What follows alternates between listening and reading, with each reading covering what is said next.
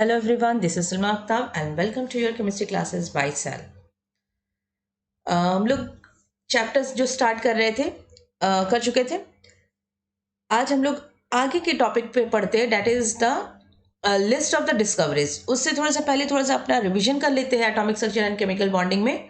कि last class में हम लोगों ने डिस्कशन कर लिया था difference between the Dalton's atomic theory and the modern atomic theory. ये इन दोनों का डिफरेंस हम लोगों ने लास्ट क्लास में स्टडी कर लिया था, ठीक है। और उसके बाद में सारे डेफिनेशन हम लोग देख चुके थे। ये सारे पॉइंट्स हम लोगों ने लास्ट क्लास में डिस्कशन कर लिया था, ठीक है। Now today we will discuss the, यहाँ से स्टार्ट करते हैं लिस्ट ऑफ डिस्कवरीज से, ठीक है। डिस्कवरीज देखो, हम लोगों ने चैप्टर स्टार्ट किया है एटॉमिक स्ट्रक्चर, यानी कि एटम का स्ट्रक्चर के बारे में स्टडी करना है। तो एटम की स्टडी एक सीक्वेंस में हो रही थी, ठीक है। एटम की जो स्टडी हो रही थी वो एक सीक्वेंस में हो रही थी। सबसे पहले जो स्टडी हुई थी अच्छी तरीके से यहाँ पे 1833 में फराडे जो है, Faraday he was a scientist physicist. तो उन्होंने डिस्कवर किया कि show that the flow of electricity is due to the flow of charge particle. ये है फ्लो ऑफ चार्ज पार्टिकल, ठीक है। जो इलेक्ट्रिसिटी, मतलब उन्होंने ये डिस्कवर किया था कि इलेक्ट्रिसिटी जो है, इलेक्ट्रिसिटी कैसे चल रही है, इलेक्ट्रिसिटी एक जगह से दूसरी जगह कैसे पास कर रही है, only because of the flow of charge particle. यहां से डिस्कवरी हुई थी कि अगर ये चार्ज पार्टिकल है तो ये चार्ज पार्टिकल है क्या, ठीक है। तो चार्ज पार्टिकल के बाद में इस 1833 के बाद में फिर यहां से एटम से रिलेटेड हमारी ये स्टडी हुई थी 1874 में। जे स्टोनी ने सजेस्ट किया था, उस चार्ज पार्टिकल का नाम सजेस्ट कर दिया था कि उस चार्ज पार्टिकल को हम लोग क्या कहेंगे, इलेक्ट्रॉन, ठीक है। उन्होंने नाम दे दिया था इलेक्ट्रॉन, सिर्फ नाम दिया था, ये यहां तक याद रखो, ठीक है। सिर्फ नाम दिया था, कब, 1874, यानी कि नाम पहले पड़ गया था इलेक्ट्रॉन का, बाद में इलेक्ट्रॉन की डिस्कवरी हुई थी, ये चीज, ठीक है। कि फराडे ने 1833 में फ्लो ऑफ इलेक्ट्रिसिटी का बताया था कि करंट पास होती है, एक चार्ज पार्टिकल से। तो चार्ज पार्टिकल, फिर उसके बाद में जे स्टोनी ने 1874 में नाम दे दिया उस चार्ज पार्टिकल को इलेक्ट्रॉन, ठीक है। अब 1897 में हम आ जाते हैं। 1897 में क्या हो रहा है कि जे जे थॉमसन ने डिस्कवर किया इलेक्ट्रॉन को।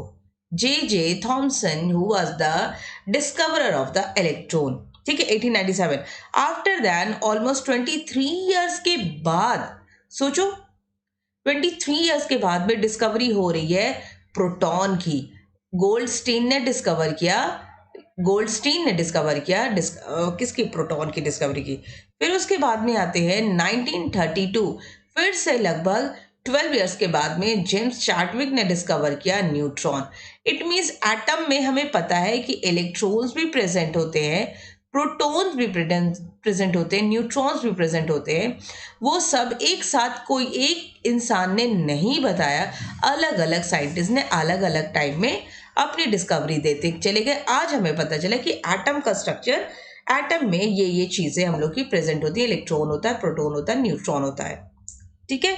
ये डिस्कवरी एक सीक्वेंस में होती चली गई, और आज हम उसको स्टडी करते हैं, ठीक है। Now come to the next slide. सबसे पहले element, what is element, element क्या है, ठीक है। एटम तो पहले बाद में स्टडी करेंगे। एटम के से कॉम्बिनेशन से हमें एक प्योर सब्सटेंस मिलता है, दैट इज आवर एलिमेंट, ठीक है। एलिमेंट के बाद में, फिर उसके बाद में एलिमेंट इज द प्योरेस्ट, फिर एलिमेंट के बाद में हमें मिलता है मॉलिक्यूल। एलिमेंट अलग अलग तरीके से कंबाइन करेंगे। मॉलिक्यूल्स के बहुत सारे कैटेगरीज हैं, उसमें से एक कैटेगरीज आता है अपना कंपाउंड, ठीक है, कंपाउंड बनाता है। तो एलिमेंट क्या है, element is a substance which is made up of only one type of atom. अगर हम एलिमेंट की बात कर रहे हैं तो एलिमेंट, अगर हम बात कर रहे हैं, अगर हम आयरन की बात कर रहे हैं, सोडियम की बात कर रहे हैं, कैल्शियम की बात कर रहे हैं, पोटेशियम की बात कर रहे हैं, इट मीन्स सिर्फ और सिर्फ इसमें एक ही एटम प्रेजेंट है, आयरन के ही एटम प्रेजेंट है, सोडियम के ही एटम प्रेजेंट है, कैल्शियम के ही एटम प्रेजेंट है, पोटेशियम के ही एटम प्रेजेंट है। ठीक है, तो एलिमेंट की डेफिनेशन क्या होगी? Element is a purest substance that can neither be decompose and nor form from simple substances by ordinary methods like heating, breaking. मतलब ये सारी चीजों से एलिमेंट हमारा नहीं बनता है, वो प्योरेस्ट सब्सटेंस है। ठीक है, प्योर सब्सटेंस है। सेकेंड है डेफिनेशन एटम की, वो भी जानना जरूरी है कि एटम क्या है। एटम देखो हमने यहां पे बनाया है, इट मीन्स कि एटम एलिमेंट से पहले एग्जिस्टेंस किसी चीज का है तो दैट इज योर एटम। तो इसलिए एटम की डेफिनेशन बनी, atom is the smallest particle of an element that exhibit all the properties of that element. बहुत इंपॉर्टेंट पॉइंट है। अगर हम ऑक्सीजन की बात कर रहे हैं, ऑक्सीजन एलिमेंट की बात कर रहे हैं, ऑक्सीजन जो होता है, ऑक्सीजन गैस की बात कर रहे हैं, वो O2 के फॉर्म में एग्जिस्ट करता है। और ऑक्सीजन O2 है, इट मीन्स वो ढेर सारे मतलब दो ऑक्सीजन के एलिमेंट कंबाइन हुए हैं, और इस ऑक्सीजन एलिमेंट में अपने आप में ढेर सारे ऑक्सीजन के एटम प्रेजेंट है, और इस वाले ऑक्सीजन में भी ढेर सारे ऑक्सीजन प्रेजेंट है। ठीक है, यही चीज कहना चाह रहा है कि एलिमेंट एटम जो है, it is the smallest particle of an element that exhibit all the properties of that element. उस एलिमेंट की सारी प्रॉपर्टी लिए हुए होता है। ये जो ऑक्सीजन है, ये इस वाले ऑक्सीजन की सारी प्रॉपर्टी अपने अंदर कैरी किए हुआ होता है, इसको कहते हैं एटम। अब इसकी डिस्कवरी हुई कैसे थी? तो डिस्कवरी सबसे पहले हम लोग डिस्कवरी पढ़ेंगे, किसकी पढ़ने जा रहे हैं हम लोग? सबसे पहले पढ़ने जा रहे हैं इलेक्ट्रॉन्स की डिस्कवरी पढ़ने जा रहे हैं। ठीक है, इलेक्ट्रॉन्स की डिस्कवरी ऑफ इलेक्ट्रॉन्स। इलेक्ट्रॉन्स की डिस्कवरी किसने किया था? अभी बताए थे। पहले तो साइंटिस्ट जो थे, इंग्लिश फिजिसिस्ट विलियम क्रूक्स ने इसको डिस्कवर किया था, इलेक्ट्रॉन्स को। ठीक है, अच्छा ये बताओ, इलेक्ट्रॉन्स तो यहां पे तो अभी कुछ और था, यहां पे तो इलेक्ट्रॉन्स की डिस्कवरी जे थॉमसन ने किया था।